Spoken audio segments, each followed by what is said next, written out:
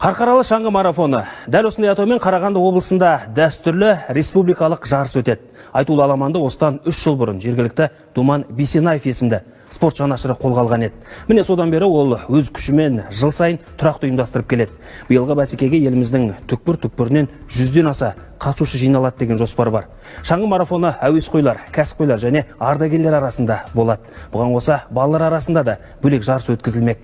Алдағы уақытта марафонның форматы мен ауқымын ұлғайтып, халықаралық деңгейге шығаруды көздейді жоба авторы. Өкініштісі сол, байрақты бәсеке осы күнге дейін облыстық не республикалық жарыстар күнтізбесіне енгізілмеген. Сәйкесінше мемлекет тарапынан тиісті деңгейде қолдау таппай келеді.